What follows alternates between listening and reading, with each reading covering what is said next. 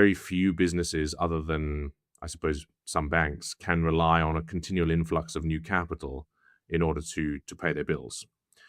So my guess would be that more and more treasury companies go down the route of having a viable operating business as well, in conjunction with their Bitcoin treasury strategy. But that's just my guess, and based on my biases from what I see in the UK. Is that how can the UK legally do that? Because there's so many companies that maybe do the same thing. I mean, real estate is different, obviously, but there are probably a lot of holding companies that just hold real estate properties. I mean, there's probably holding companies that just hold assets.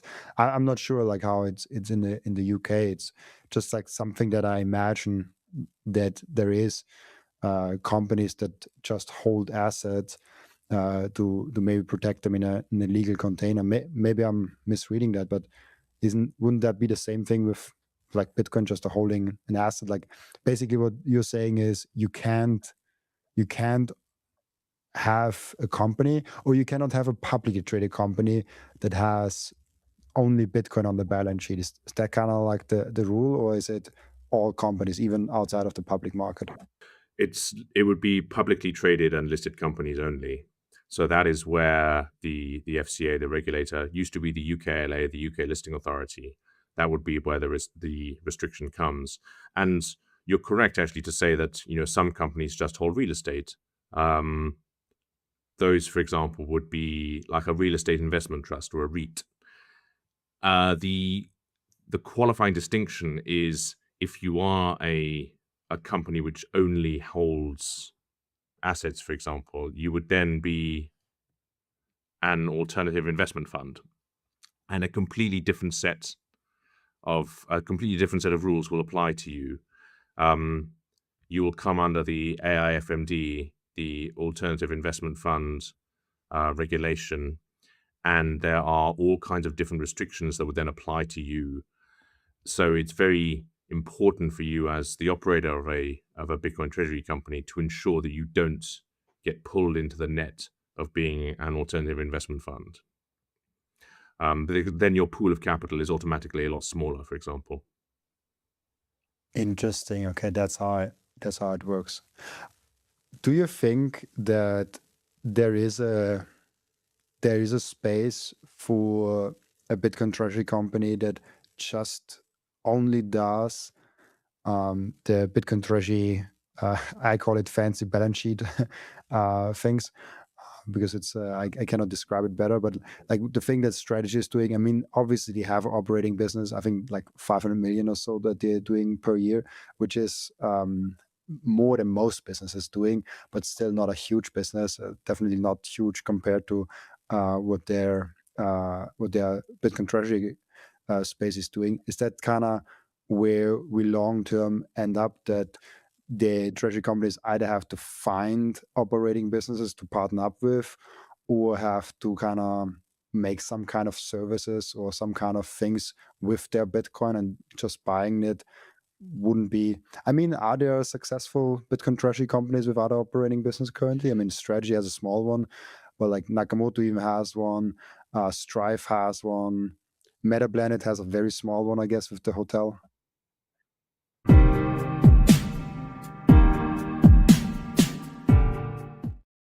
The most important thing for your Bitcoin journey is not buying Bitcoin, but it's how to keep them. And yes, you have maybe the right tools, but how do you actually go ahead and stick it all together so it's the most secure for you personally? Self-custody is a deeply personalized journey, and the Bitcoin way is helping you exactly finding that correct setup for you personally. They are also helping you with securing your own cybersecurity. And if you want to go one step above all that, you can even get a consultation for a Plan B residency. Go to thebitcoinway.com/Robin and you will get a 30-minute free consultation. I finally and officially mine Bitcoin. This is not just something to stack more Satoshis, but it's most importantly also to support the network. Individual miners are the ones that keep the Bitcoin network decentralized. And by the way, you get KYC free Bitcoin. That's why I use Simple Mining. I get an actual proper Bitcoin miner. They set it up for me. They repair it if it breaks down. And most importantly, they let me choose the pool and even connect my own full node. I'm completely sovereign and I'm completely in control, and I can sign up with Ocean, no account needed. I just give them a Bitcoin address and then there's mining going on. No KYC, nothing. So if you're ready to mine Bitcoin, go to simplemining.io, tell them you come from Robin, and let's mine Bitcoin together.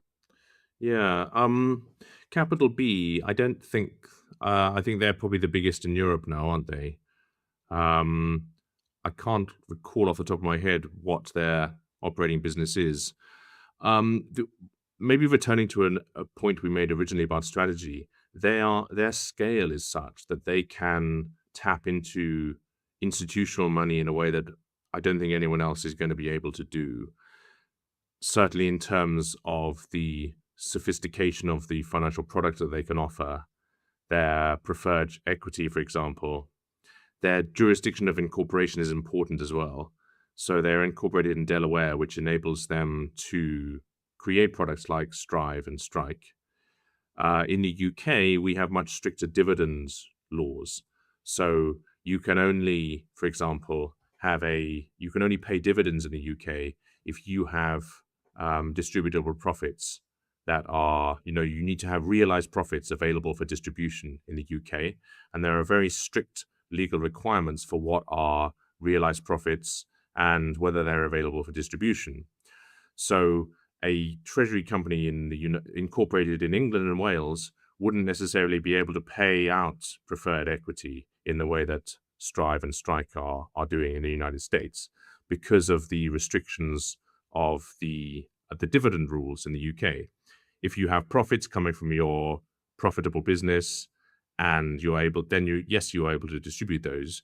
But the interesting thing about the Bitcoin treasury model is that if you follow the model to the letter, your operating business is kind of irrelevant, and you're just raising equity.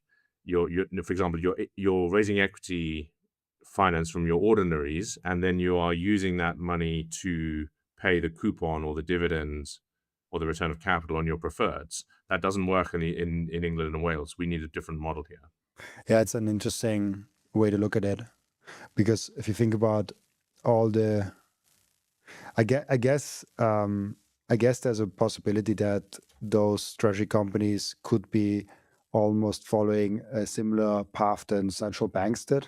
I don't know if it's a logical conclusion or like a viable path for them, but do you see that potentially happening, that those treasury companies have so much of the world's wealth? Like if Bitcoin's thesis plays out and it's a, I don't know, $400 trillion asset, and then a few companies hold like a big portion of that they're almost as important or as huge and interconnected even maybe with the state as like a central bank now is. And there are many different central banks also across the world that like basically just do that. That's a really interesting point, and it's funny you say that. There's a prevailing theory within the Bitcoin treasury space that is exactly what may happen in the future. And people forget that the Bank of England and the Bank of France, for example, they didn't start off as central banks. They were private banks where equity was issued in order to buy gold. So we've actually seen this pattern happen before in human history, and not very long ago. So the Bank of England was 1694, I think it was set up. The Bank of France was a couple of decades later. And each of those began, as I say, as private corporations, like a Strategy or like a Metaplanet. They issued equity, issued liabilities in order to buy this valuable asset, which was gold. And a number of people in the Bitcoin treasury space see the trajectory of the biggest treasury companies as similar to the central banks, which would be a very dark irony, given that we want to replace central banks. We don't want to replace them with exactly the same thing. I mean, I come back to the thing that I was saying earlier. Even if somehow strategy becomes a similar central bank, it has a very different role because you can use Bitcoin itself and can use Bitcoin also as a medium of exchange yourself directly. So that's different from gold. With gold, it's very hard to use it as a medium of exchange. It's very hard to send it across the globe. It's very like we all know what's the downside and disadvantages of gold. With Bitcoin, even if there is a central bank, even if there is some kind of connection with the government and the central bank, which then is strategy is a weird thing to say. But even if that's the case, you still have the option to hold Bitcoin yourself, to transact Bitcoin, and I think it's still a net benefit to to society and humanity. And I don't know. It's the whole power dynamic is also interesting because with gold you can just confiscate it. You can literally just come in with Yeah. people with guns, but like you don't have that with Bitcoin. It's a lot harder to confiscate Bitcoin from an individual. It's a lot harder to confiscate from companies. It's a lot harder to confiscate. So it will be interesting to see how the dynamic between maybe strategy even in nation states are kind of developing. A strategy holds Bitcoin also the role of nation states. I'm really curious what the role of nation states is if I'm like 80, 90 years old and like 60, 70 years. I'm really curious about that, and I haven't put my finger on like what this kind of means for nation states if there's a money that you can't really nicely confiscate easily because it's like you don't even see it. Like, and if someone says like I lost my Bitcoin, you cannot really prove that he didn't. He could lost it like literally in a second. Just like it's very hard to prove if someone has Bitcoin or not. You can put someone in jail and look at all his properties and like, oh yeah, he has gold here, this certificate here, like all of those things here. You see everything. Bitcoin, he could be naked in jail and you still don't know if he has Bitcoin or not. Like that's a huge difference. Yeah. I mean, there's a lot of really interesting things you said just there. In terms of confiscation risk, that I think is an interesting attack vector that treasury companies have probably made a bit worse. At BHODL, we self-custody our Bitcoin, not least because some of our team are from Coin Corner, and so they are used to doing self-custody for the exchange. And so the BHODL team self-custody protocol is the same as the one that is used for the exchange. So we have a lot of expertise in-house, in other words. And it would be very, very hard for a government to confiscate our Bitcoin. However, I think the ETFs and probably MicroStrategy as well use Coinbase, don't they, for custody? So there would be a concern if a nation state wanted to forcibly confiscate the Bitcoin that is with Coinbase. It would be hard, for example, for Coinbase to withstand a 6102 attack. I don't think it's very likely. I think it's a very low risk, but it's a risk that does exist. But you're completely right on the self-custody point. Again, you could be naked in jail, and as long as you know your 12 words, when you leave jail, you can go and carry on spending your money. You're absolutely fine. Nation states are an interesting one. I have a pet theory there that it's like a series of dominoes. At the moment, very, very few nation states are showing very much interest. But I think as soon as that interest begins to precipitate, then those dominoes will fall over and there will be a mad scramble in order to get hold of Bitcoin. And whether that comes via mining, via nation states, as we see in Bhutan, for example, or as we believe is happening in Iran, it's obviously a good one good way of getting Bitcoin, but it's obviously slower than buying it. The United States, China, and the UK have quite a lot of Bitcoin. The UK, for example, has 61,000 coins from confiscations. But at the moment, the UK is still not taking Bitcoin seriously. They don't value what they hold. And my guess is that the UK will probably sell that it will probably sell that 61,000 Bitcoin when it has the chance to do so. Yeah, for the UK, at least they hold on to it. I mean, Germany sold it, which I think will go down in one of the biggest mistakes a single nation state will ever have done with Bitcoin. But yeah, like the strategic Bitcoin reserve is interesting because there was so much talk about that very exact topic when Trump came in office and in the first year, and now it kind of got lost. Like less people are talking about nation state race, less people talk about the strategic Bitcoin reserve on like a country level, on a state level, on USA level. Will it be coming back? Is that a thing that will actually be happening? I know they have quite some Bitcoin, just with the confiscation, so they don't necessarily need to buy it. And yeah, like they're still the ones with the guns, so they can always confiscate more of them. It's like I guess a budget neutral way to get to Bitcoin. But is that a thing that will come? It's it's interesting, and again, I think this echoes something we said a few minutes ago around financialization. Personally, I like Bitcoin as a freedom money, and I want you and I to be able to transact in it freely without interference by other third parties.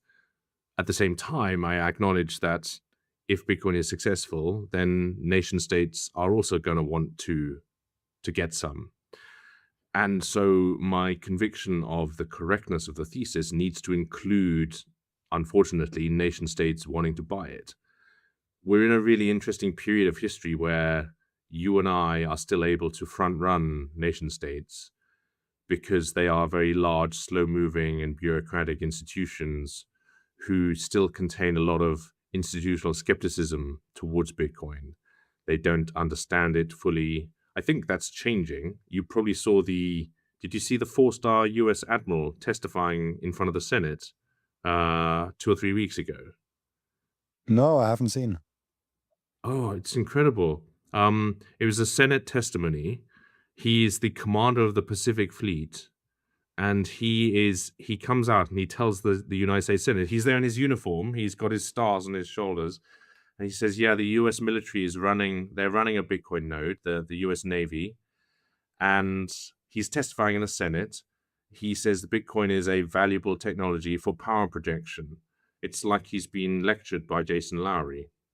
That's crazy. I love that. Why have I not seen that? That I have to check that out. It's the Joint Chief of Staff, U.S. military.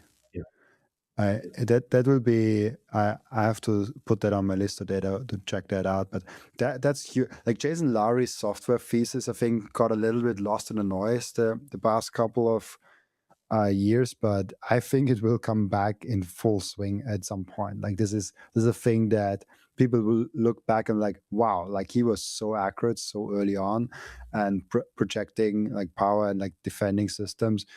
USA, like all the big states, all the big nation states, they have to think about the importance of ensuring you have Bitcoin, run your own node, do all those things as a nation state to survive in an upcoming Bitcoin standard. Hmm. I completely agree. And while I'm not fully on board with everything Jason Lowry says, as in I don't particularly enjoy the idea of non-monetary use cases for Bitcoin. But at the same time, if I believe Bitcoin is an open system, I need to acknowledge that people will develop non-monetary use cases for it. And I don't think it's my place to stop them from using it for non-monetary use cases. But sticking to monetary use cases, one of the most fundamental things about Bitcoin for nation state interest is critical payment infrastructure. It is money that enables payments to go through even when your adversaries are trying to stop those payments from going through. And the fact that Iran, for example, was demanding payment in Bitcoin for the passage of ships through the Straits of Hormuz is a real world live fire demonstration of the fact that, Bitcoin is money for enemies. It's we forget, I think, that one of the fundamental principles about money as a technology is it enables you and I to trade with each other, even if we don't know who we are, and we don't even need to like each other. We we may be adversarial nation states who nevertheless need to do business with each other. You have a resource that I need, and I shouldn't be able to stop my money from being valuable once I've paid you for that resource. So critical payment infrastructure, I think, is absolutely fundamental for nation-state understanding of what Bitcoin is. The first thing that every Bitcoiner does, and the most important activity that every Bitcoiner keeps on doing, is buying Bitcoin. And I personally use Relay to buy and sometimes also spend or sell my Bitcoin. And there are two main reasons why I do so. The first one is it's Bitcoin only. They do not do any shit coins. They do not do any cryptos, any stocks or anything else. This is a tool, an app that is fully focused only and solely on Bitcoin. The second one is self-custody. They give you the keys to your Bitcoin the moment you buy them. You never give them the control over your Bitcoin, and you don't have to trust them because you can verify that you and only you have the keys to your Bitcoin. There's no third-party risk. There's no freezing of your assets. There's no rug pulling. There's nothing of that. Download Relay, the app,